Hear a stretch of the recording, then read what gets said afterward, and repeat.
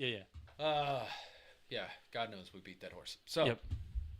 I want to move on. So Zach and I, all right, look, you're gonna if you want to listen to this podcast, there's gonna be some disc golf talk, especially when disc golf kicks off and the season starts to kick off. I have been playing disc golf since 2000. Every day, just not every day, but at least once or twice a week. Yep. Competitively since 2007. Zach has been playing almost 15 years as well, so we're really into disc golf. So we're going to have some disc golf discussions. Zach has a question for me about disc golf that I have no idea. So it's my first time.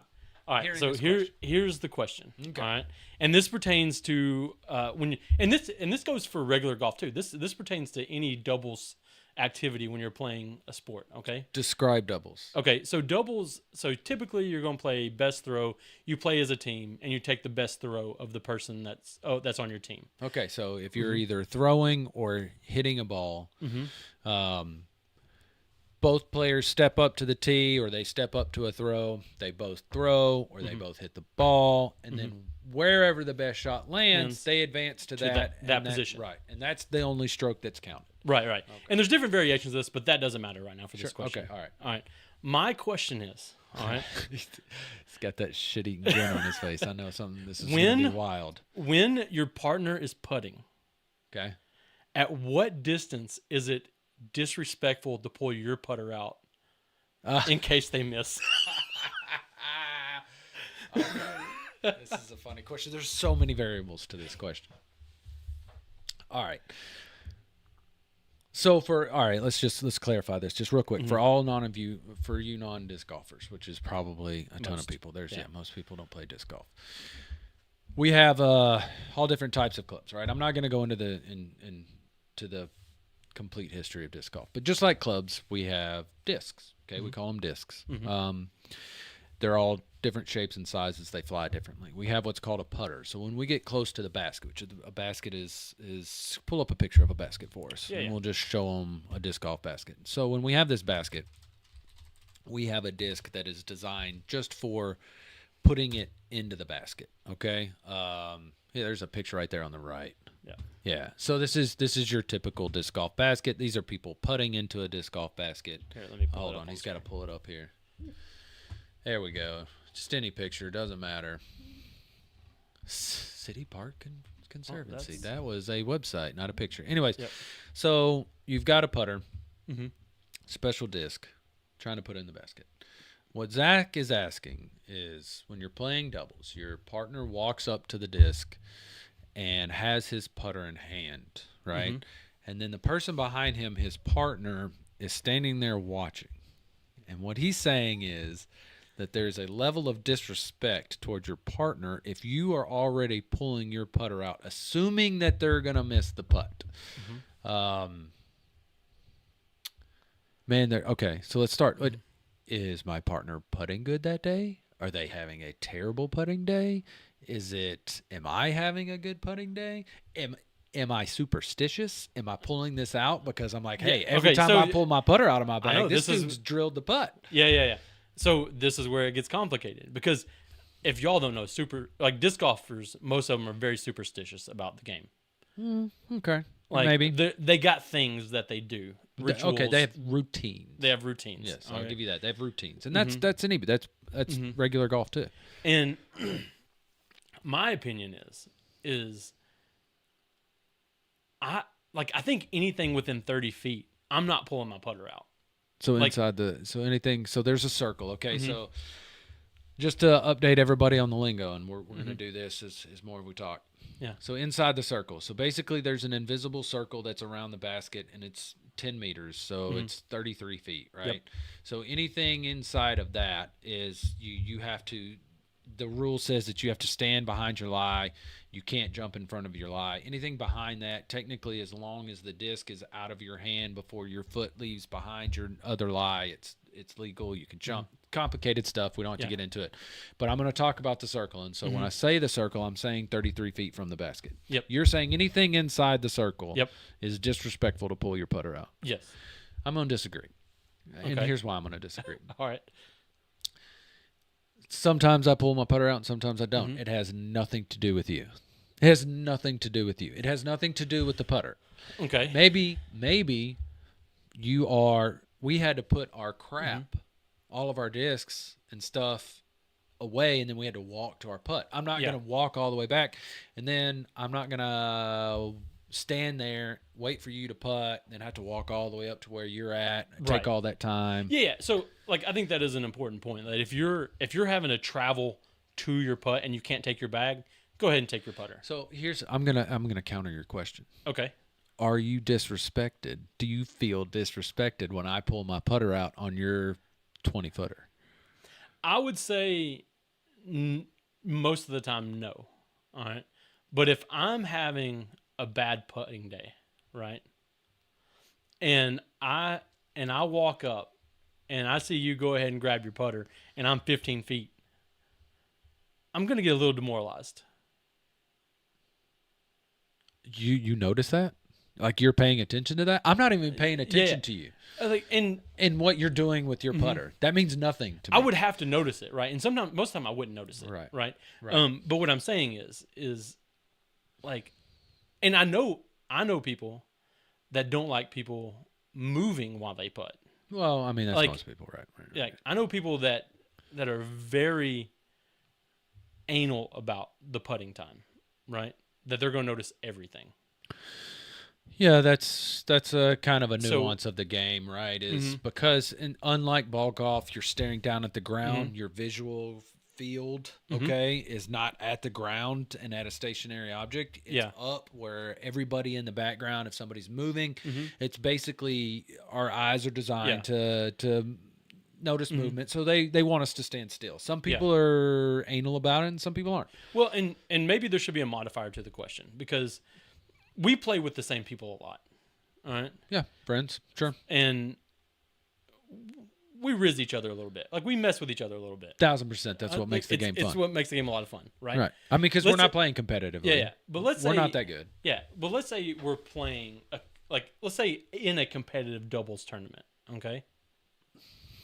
Okay. Let's put the. I'm pulling my putter out every time.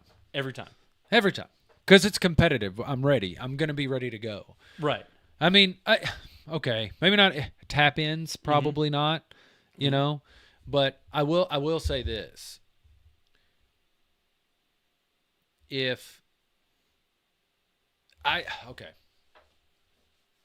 a process for me too. All right. I'm a second putter. Yeah. So I need my brain to already start working in the way that I'm making the putt in my head. Yeah. Right? Yeah. So I've pulled my putter out. I've already started. I don't care what happens in your putt. I'm making that putt. Yeah. I'm going to make the putt. So I've started the process. So it has nothing to do with you. That's what I was saying earlier. Pulling my putter out is my process, not yours. And so maybe the process is my problem because I don't have a process. Oh. I don't want to think about the putt. I want to just step up and putt. Well, I'm not thinking about the putt. I'm getting my head right into. I mean, you have to go through you have to have a process. You have to be able to get comfortable and look at a certain part of the back. I mean, maybe that's what we're getting at is that it bothers you or you're offended by it. I'm not because offended by you don't have a process. Clearly, you are offended by it. The question leads me to believe that I've done this to you before. No, we were probably playing doubles together. No, I reached for my putter on your 12-footer, and you were like, that son of a bitch. The question came up because we were playing the other day, and we were in like when was that, 2 weeks ago? We haven't played in forever. I know, it's been crazy. It's probably been like a month ago. We were playing, and I don't remember who was on my team, but they were at like 20 feet. All right, open to the basket. They were at 20 feet. Yeah, they were at like 20 feet. And I'm like, I'm not going to grab my putter. Like, Who was it? I don't remember. I think it may have been David. David's a decent putter. He is a decent Sometimes. putter. But, like, it just made me wonder, what is the level of disrespect? Nobody cares. Nobody's paying attention to that. I personally don't think anybody's paying. If you're paying attention to that, if you're if you're playing with somebody in a doubles, y'all have a relationship anyways. That's There's true. no reason why. This is no. It's a non-issue. I don't think it's an issue. Okay. All right. So okay, let's go into some let's transition just real quick here into some predictions for the upcoming season. Season's about to start next month. Go ahead and pull up for me. Let everybody see here. Let's see. Go to the Disc Golf Pro Tour page and let's see what the first event is. Where the first Disc Golf Pro Tour event is. I think is it Vegas this year? Schedule 24. No, starting on the other end of the country. Oh, so this is Paul's. Yeah. Is that Paul's the one that the course that Paul bought? Paul and somebody else, right? Mm-hmm. Paul being Paul Macbeth. All right. Sorry. Let's see here. Yeah, just pull that up for them. All right. Yep. So we're starting off February 23rd. So we're almost exactly a month away. Yep. So let's look at some world rankings. I think you should be able to look at that up here too. Let's see here. Players standings. Sure. Let's see the standings. So this would be last year's standing. Oh, yeah. Okay, here we go. Yep. Give me a prediction on. Okay, first question. Mm-hmm. Do we have a player in this list that wins more than one major this year? I'm going to go. There's definitely is. And Calvin's always at the top of that list of people who can win more than one major. I think. He's got to win one first. Yeah, I know. Before he can win multiple. But he won a major last year. Are you sure? I'm not sure about that. I'm telling you, I don't think he has a major underneath his belt. Does he not? I don't think so. All right, he won at Texas. All right, it's showing here. Yep. And so he won Texas. That's right. He won Jonesboro. Mm-hmm. He won. That's it. No, wait. Let's see. No. How do I scroll over? Boo. Okay. Anyways, yeah. I don't think he has a major.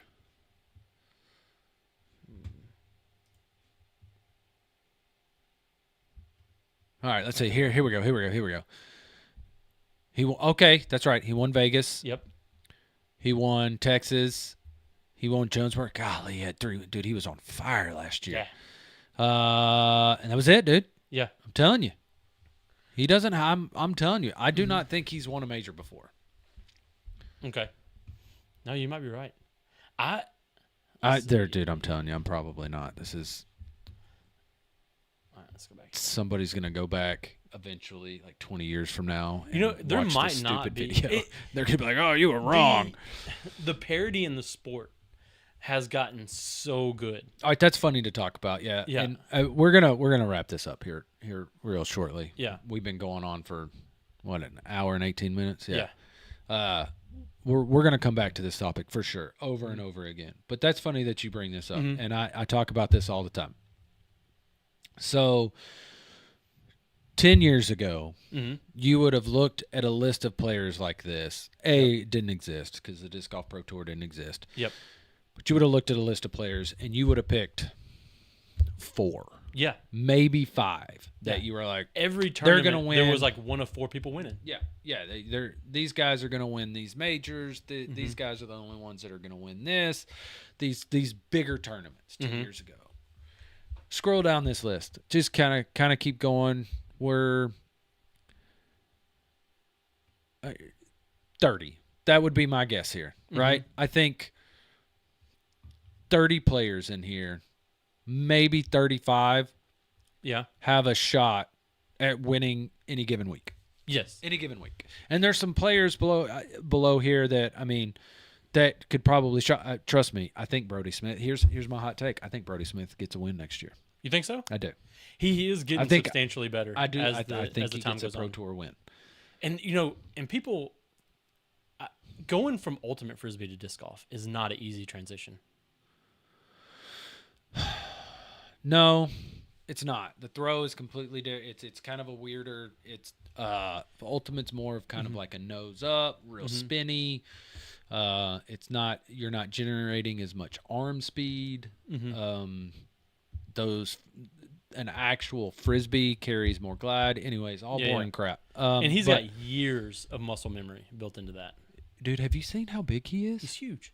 Dude, he's like 6'3", like 220. He's a freak. He's an athlete, dude. Yep. Have you ever heard him in Paul Ulibarri's podcast? Yeah. It's all right. It's all right. You just got called out, guys. They're not going to hear it. I mean, no, they're never going to listen to our podcast, ever. All right.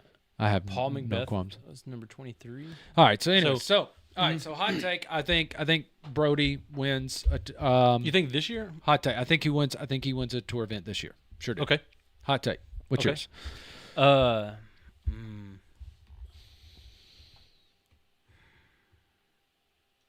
Clearly, I'll kind of put you on the spot here. Yeah, you kind of put me on the spot. Okay.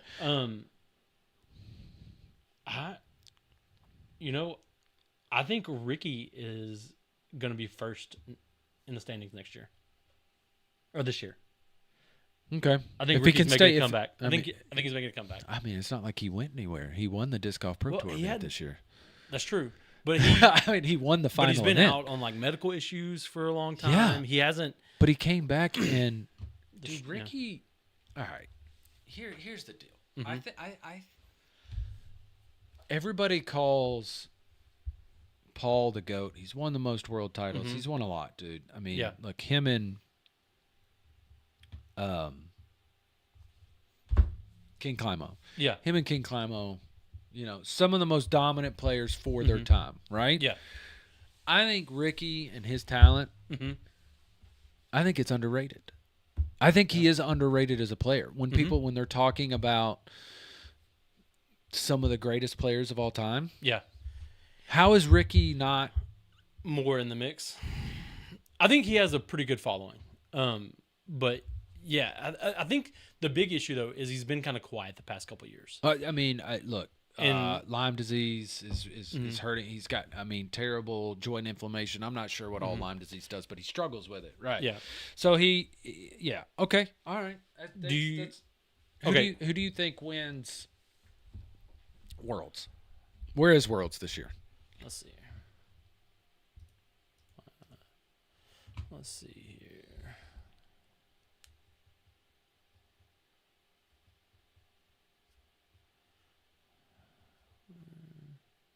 Doesn't say. Doesn't say. Not a GGPT event, I guess. Yeah. You'd have to go to the PDGA here. Yeah. All right, you keep looking. Okay. All right, I'll look here. Let me see if I can find. I'll look on my phone here. So who do you think wins, though? I'll find out where it's at. Who do you think wins Worlds? Isaac Robinson. Again? I think he wins it again. I think he wins it 2 years in a row. I don't think you're going to see any of the previous big names win it. Okay. Well, Isaac's a big name too. He's a big name, yeah. But he's a household name. For disc golfers, he's an household name. He's a household name, but a lot of people did not know who he was before last year. I don't think that's true. He kind of okay. I think they knew who he was last year. 2022, no. Yeah. No, he really kind of came up. All right, so 2024, it's in Lynchburg, Virginia. I have no idea what course. Lynchburg, if it's one course or not. Yeah, you know what? Virginia, dude.